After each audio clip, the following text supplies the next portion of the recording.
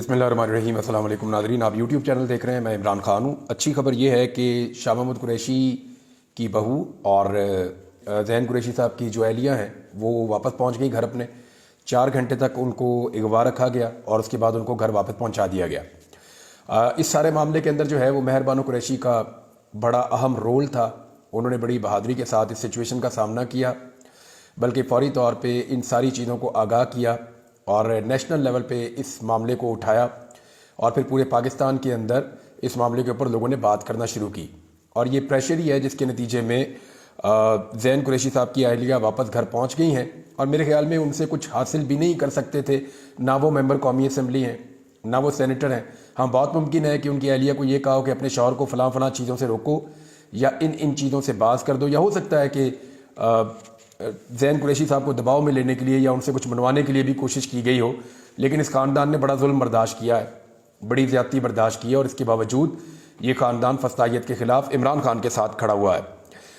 एक खबर बाहर आई है और वो पार्टी ज़राए से और फैमिली ज़राए से है। वो ये कह रहे हैं कि जिन लोगों ने इनको अगवा किया था उनमें से एक शख्स ने आकर उन्हें कहा कि आइनी तरमीम जो है वो ज़रूरी है और ये मुल्की पाकिस्तान की माशी तरक्की के लिए ज़रूरी है ये आइनी तरमीम। हालांकि इस पूरी आइनी तरमीम में मईशत के हवाले से कुछ नहीं है। यानी आइनी तरमीम का मुसवदा जो अब तक चीज़ें सामने आई हैं उनको आप पढ़ें तो आपको आइडिया हो जाता है कि एक तो काजी फायद ईसा साहब को एक्सटेंशन देनी है, नंबर 2 आपको आइडिया हो जाता है कि निज़ाम के ऊपर एक कंट्रोल चाहिए, मिलिट्री कोर्ट्स के ज़रिए से इमरान खान साहब को काबू करना है, और आपको आइडिया हो जाता है कि इंसानी हकूक़ जो है उनको तहबाला कर देना है, और एक जो चीज़ आपको आइडिया होता है कि जो अदालतें हैं उनके ऊपर मुकम्मल कंट्रोल चाहिए कि जजों को उठा के एक अदालत से दूसरी अदालत में शिफ्ट किया जा सके। इसी तरह डिफरेंट चीज़ें हैं जो वो आपको मिलती हैं इसमें। अब बातचीत तो चल रही है आइनी तरमीम के हवाले से। इरफान सिद्दीकी साहब जो हुकूमती सेनेटर हैं उन्होंने एक दावा किया है। देखिए, आज कमेटी बैठी थी दोबारा से, पार्लिमानी कमेटी, और इसी तरमीम के हवाले से बैठी थी। वहाँ पर मुसवदे रखे गए, उनके ऊपर बातचीत की गई। एक तो अच्छी बात यह है कि फजल रहमान साहब चंद चीज़ों पर नवाज शरीफ को और बिलावल को पीछे हटाने में कामयाब हो गए हैं। यानी यहाँ से बिलावल की ड्यूटी लगाई हुई है, क्योंकि आसिफ अली जरदारी सदर पाकिस्तान है तो वो बराह रास्त तो उस तरह मुदाखलत नहीं कर रहे, अपने बेटे के जरिए से वो मामलात को चला रहे हैं। दूसरी जानिब नवाज शरीफ साहब पहले इधर उधर से कर रहे थे, अब ज़ाती तौर पर खुद इन्वॉल्व होके इस आइनी तरमीम के लिए मैदान में आ चुके हैं। मियाँ नवाज शरीफ साहब को और बिलावल को मौलाना साहब आइनी अदालत से पीछे हटा चुके हैं। नंबर 1 उन्होंने आइनी अदालत से पीछे हटा दिया, नंबर 2 वो आइनी बेंच वाले मामले की तरफ लेकर आ गए। और आइनी बेंच वाला मामला जो है वो पाकिस्तान तहरीक इंसाफ ने फजल रहमान साहब को बताया था कि ये तरीक़ाकार ठीक है, इस तरीक़ाकार पे आप आ जाएं। अब बाकी कौन सी चीज़ें हैं जिन पे हुकूमत चाह रही है कि ये चीज़ें हो जाए। एक तो वो बार बार कहते हैं मिलिट्री कोर्ट्स का, तो फजल रहमान साहब उसमें साफ इनकार कर चुके हैं। जो आइन का आर्टिकल 8 है उसके ऊपर भी मौलाना फजल रहमान साहब जो है वो साफ इनकार कर चुके हैं, जी इसमें मैं आपकी मदद नहीं कर सकता। जजेस की अदालतों में एक अदालत से दूसरे अदालत में ट्रांसफ़र कर देना, उनको भिजवा देना, ताकि इस्लामाबाद हाई कोर्ट के अंदर जो 6 जजेस हैं जिन्होंने खतूत लिखे हैं उनको पूरे पाकिस्तान में फैला दिया जाए और इस्लामाबाद में अपनी मर्जी के जजेस लाए जाएं। अब ये सारी चीज़ें करने का मईशत से क्या ताल्लुक़ है? काजी फायद ईसा साहब का मईशत से क्या ताल्लुक़ है? और ये जजेस जो हैं इनका मईशत से क्या ताल्लुक़ है? ये अगर मिलिट्री कोर्ट्स बनती हैं, इमरान खान साहब को अगर सज़ा होती है, फ़र्ज़ करें उन्हें 10-20 साल अंदर रखा जाता है, तो इससे मईशत का क्या ताल्लुक़ है? मईशत तो पाकिस्तान की ख़राब हुई है जिस दिन से इमरान खान साहब को जेल में डाला गया, बल्कि जिस दिन से उन्हें इक़्तिदार से निकाला गया उस दिन से लेकर अब तक का आप सारा डाटा उठा लें। हुकूमत हर थोड़ी देर के बाद झूठ बोलती है कि हमने मईशत संभाल ली, हमने डिफ़ॉल्ट से मुल्क को बचा लिया, हमने इतना कर्जा मजीद दे लिया। पाकिस्तान की तारीख का सबसे महंगा कर्जा इस हुकूमत ने लिया है, पाकिस्तान की तारीख का सबसे ज़्यादा कर्जा इस हुकूमत ने लिया है। पाकिस्तान की तारीख की 50 साल का जो रिकॉर्ड सबसे कम इन्वेस्टमेंट हुई है वो इस हुकूमत के दौर में हुई है। महंगाई का जो 50 साल रिकॉर्ड है वो इसी हुकूमत के दौर में टूटा है।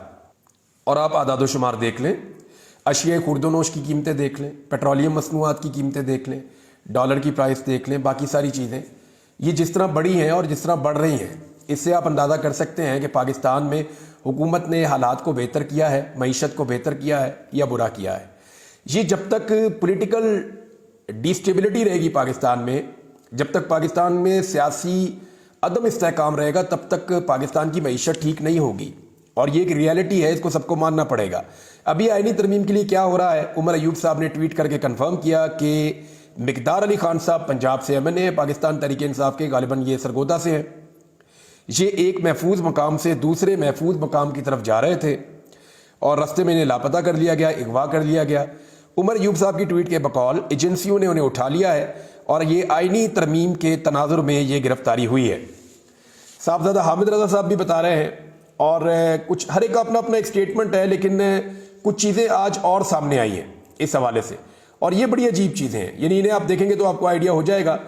آئینی ترمیم کے حوالے سے ایک ٹویٹ جو ہے وہ صاحبزادہ حامد رضا صاحب کا ہے، انہوں نے کہا اس وقت PDM کی حکومت آئینی ترمیم کی منظوری کے لیے پاگل پن کی حد تک پہنچ چکی ہے۔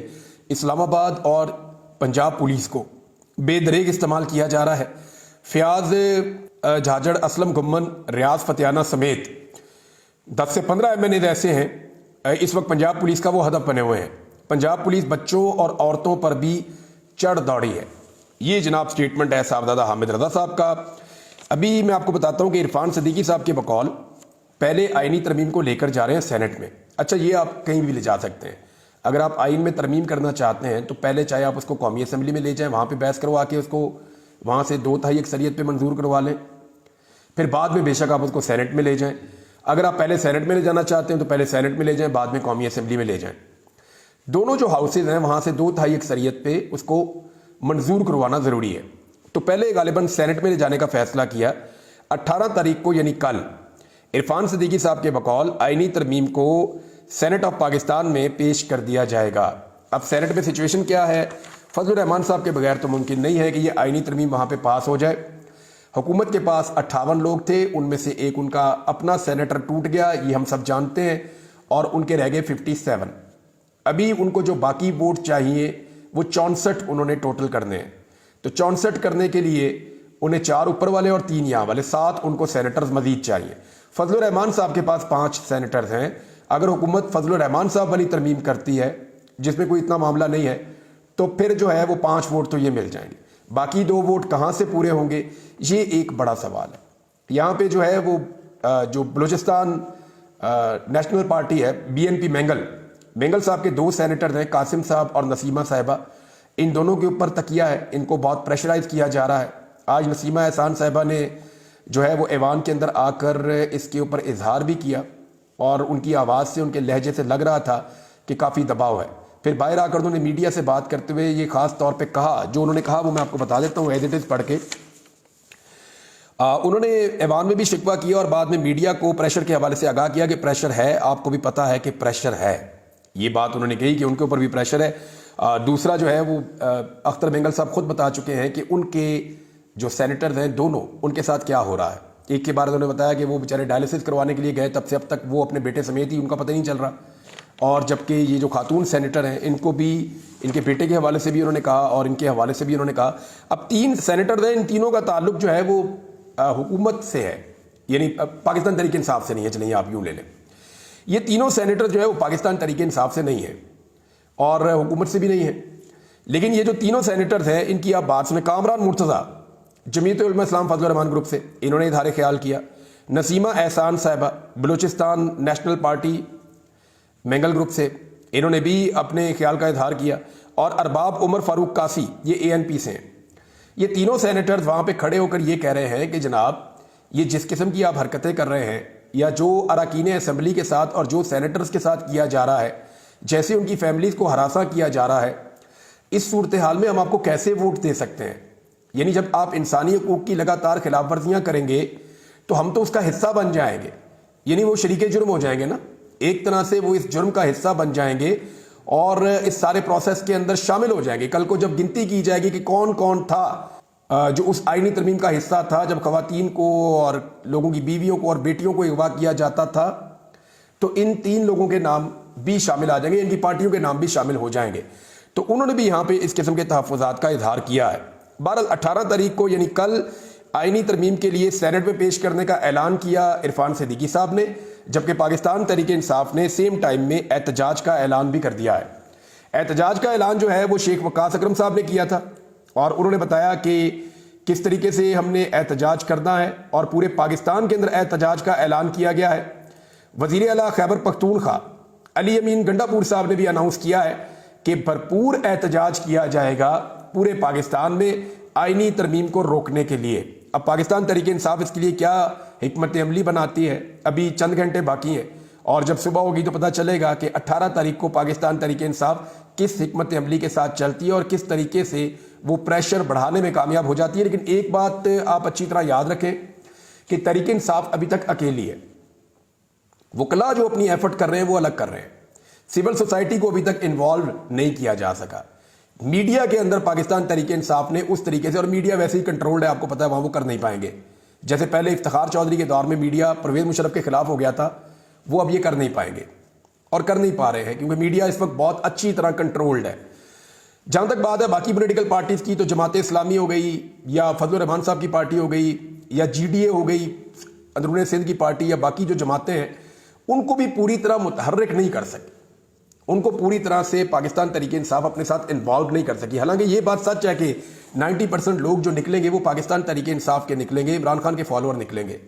لیکن دوسری جماعتوں کا ساتھ ہونا سمبولیکلی بہت ضروری ہوتا ہے کہ پولیٹیکل پارٹیز مل کر کھڑی ہیں. لیکن تحریک انصاف فی الحال یہ نہیں کر سکی. اس احتجاج سے زیادہ ضروری یہ ہے کہ پاکستان تحریک انصاف اپنے ایم این ایز کو اور اپنے سینیٹرز کو سنبھالے. اس وقت پاکستان تحریک انصاف کے 2 سینیٹرز کا بار بار نام آ رہا ہے کہ وہ کمپرومائز کر لیے گئے ہیں یا دباؤ میں لے لیے گئے ہیں.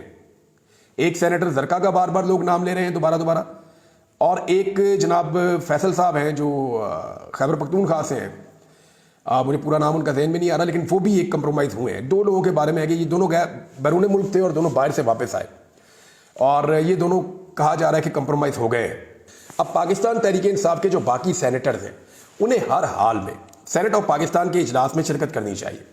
نہ صرف شرکت کرنی چاہیے بلکہ وہاں پہ کھڑے ہو کر اگر کوئی ان کا سینٹ کا ممبر دوسری طرف کھڑا ہوا ہے یا دوسری طرف دکھائی دے رہا ہے تو اس کو آواز دے کر اپنے پاس بلائیں اور اس کو سپورٹ دیں, اور وہاں پہ کھڑے ہو کر اپنے ایوان میں بات کریں کہ جناب یہ سینیٹر اس لیے ادھر کھڑا ہوا ہے کہ اس کا بچہ اغوا ہے, یہ والا سینیٹر اس لیے ادھر کھڑا ہوا ہے کہ اس کا فلاں مسئلہ ہے. اور اگر کوئی پیسوں کے لیے گیا ہے تو پھر اس کو وہاں پہ کم سے کم اس کو شیم تو دلائیں نا, اس کو شرم تو دلائیں کہ یہ تم کیا کر رہے ہو.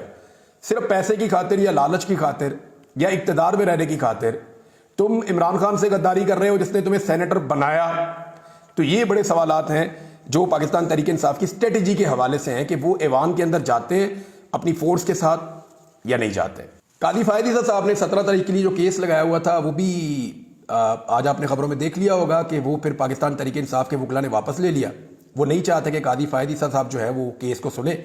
قاضی صاحب نے ایک اپرچونٹی کے طور پہ اس کیس کو فوری طور پہ بینچ لگا کے اپنے پاس لگا لیا تھا, لیکن تحریک انصاف نے وہ کیس واپس لے لیا. اس بنیاد کے اوپر قاضی فائد عیسیٰ صاحب اس کو اب نہیں سن پائیں گے. صاحبزادہ حامد رضا صاحب نے ایک دعویٰ کیا ہے اور ایک دعویٰ کیا ہے بیرسٹر گوہر صاحب نے. اب یہ دونوں لوگ جو ہیں وہ رکن اسمبلی ہیں اور ان کی ملاقاتیں ہوتی ہیں حکومت کے لوگوں کے ساتھ بھی, اور یہ دونوں بڑے وفادار قسم کے بندے ہیں. یعنی صاحبزادہ حامد رضا سے کوئی بھی مل سکتا ہے, وہ بڑے کھلے ڈلے آدمی ہیں. اسی طرح جو بیرسٹر گوہر ہیں وہ بھی بڑے سافٹ آدمی ہیں, ان سے بھی کوئی بھی مل سکتا ہے. تو ان دونوں نے اپنی انفارمیشن کی بنیاد پہ 2 فگر کوٹ کی ہیں. میں نے آپ کو تھوڑے دن پہلے بتایا تھا کہ چند لوگ ہیں جو حکومتی جماعت کے اندر ہیں یا حکومتی جماعتوں کے اندر ہیں اور وہ اس آئینی ترمیم کو ووٹ نہیں کرنا چاہتے.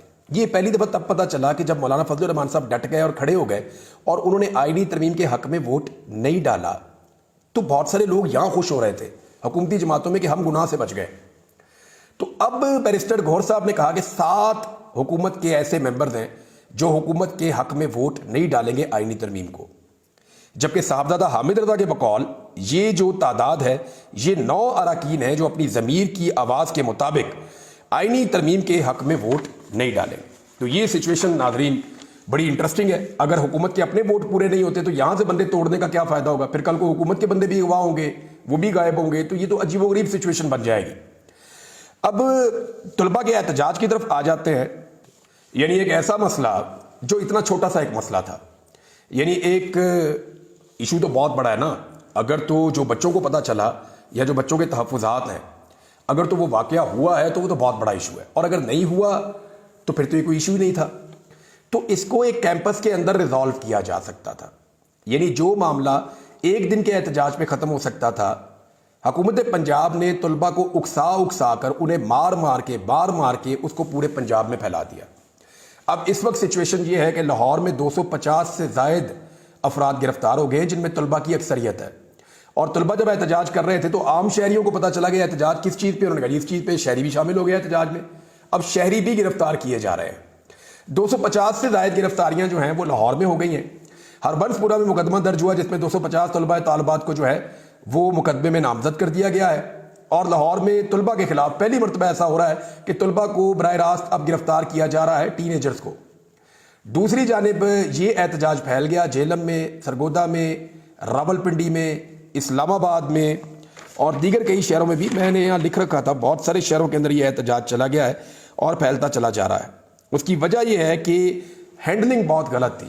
ایک طرف وزیر تعلیم کی ہینڈلنگ ٹھیک تھی، وہ موقع پر آئے، موقع پر آ کر انہوں نے طلباء کو یقین دلایا کہ میں انصاف کے لیے پوری کوشش کروں گا، میں انکوائری بھی کروں گا اور غیر جانبدارانہ انکوائری کے ساتھ سارا معاملہ آپ کے سامنے رکھ دیں گے۔ تو طلباء کافی حد تک ڈاؤن ہو گئے تھے اس دن، مار کٹائی بھی بند ہو گئی تھی، بلکہ اس نے یہ بھی بات کی تھی وزیر تعلیم نے کہ کوئی بچہ گرفتار نہیں ہوگا، کسی کے خلاف کارروائی نہیں ہوگی، کسی بچے کو تعلیمی سرگرمیوں سے نہیں روکا جائے گا، کسی کا داخلہ بھی کینسل نہیں ہوگا۔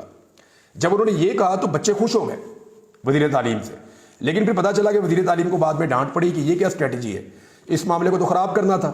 اس کے بعد بچوں کو مار دھاڑ، ہر جگہ پہ بچوں کے اوپر مار کٹائی۔ راولپنڈی میں جو مناظر دیکھے ہیں وہ بچوں نے بھگایا وہاں پولیس کو مار مار کے، اور اب آرٹیفیشل انٹیلیجنس کے ذریعے جو بچے ہیں، کیونکہ آنے والی نسل ہے، ان کا آپ مقابلہ نہیں کر سکتے، وہ دڑا دڑ سوشل میڈیا کے اوپر بھی اپنی کمپیننگ کر رہے ہیں، اس معاملے کو اٹھا رہے ہیں۔ یہ بچوں میں غصہ کس بات کا؟ ایکچولی ایک فرسٹریشن بڑھتی چلی جا رہی ہے پوری سوسائٹی کے اندر۔ سب لوگ اس بات کو جانتے ہیں کہ پاکستان میں ایک ایسی حکومت لا کر بٹھائی گئی ہے جو لیجیٹیمیٹ گورنمنٹ نہیں ہے۔ بچے بھی اس بات کو محسوس کرتے ہیں، وہ باشعور ہیں، وہ اس کے اوپر ڈیبیٹ کرتے ہیں، ڈسکس کرتے ہیں۔ میں کالجز اور یونیورسٹیز میں جاتا تھا بچوں کے ساتھ بات کرنے کے لیے، ان کے لیکچرز کے لیے، تو جو بچے سوالات کرتے تھے ان کے شعور کا اس حکومت کو اندازہ ہی نہیں ہے۔ میرے خیال میں غلط جگہ پنگا لے رہے ہیں۔ ابھی بھی حکومت کو یہ سوچنا چاہیے، یعنی جیسا کہ وہ ڈان کا اداریہ آیا ہوا ہے، کہ آپ اس کے اوپر ایک انکوائری کمیشن بنائیں، انڈیپینڈنٹ، اس سارے معاملے کی انکوائری کریں تاکہ بچے کول ڈاؤن ہو جائیں۔ لیکن جب آپ بچوں کو مارتے چلے جائیں گے تو ان کو لڑنے کی وجہ ملے گی۔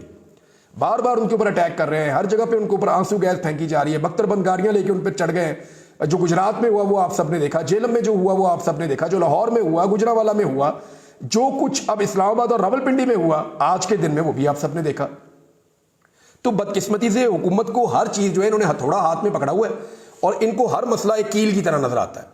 جس کے ہاتھ میں ہتھوڑا ہوتا ہے نا اور سر میں دماغ نہیں ہوتا، اس کو ہر مسئلہ جو ہے وہ ایک کیل نظر آ رہا ہوتا ہے۔ جہاں اس کو مسئلہ نظر آتا ہے وہ ٹھک کر کے ہتھوڑا مارتا ہے، اسے اور کوئی چیز سمجھ ہی نہیں آتی۔ یہ بچوں کے ساتھ بھی یہ شیخ وقاص اکرم نے اس کے اوپر جو کہا وہ میں آپ کو پڑھ کے سنا دیتا ہوں۔ انہوں نے کہا یہ پنڈی میدان جنگ بن گیا، بختر بند گاڑی میں بیٹھے گنڈوں کو بھگا دیا، اسٹوڈنٹ چھا گئے، بے شرمو پولیس اور اداروں کے پلے کچھ رہنے دو، مت مارو ہمارے بچوں کو۔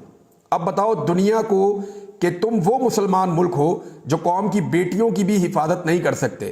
لعنت ہے ایسی حکومت اور ایسے حکمرانوں پر۔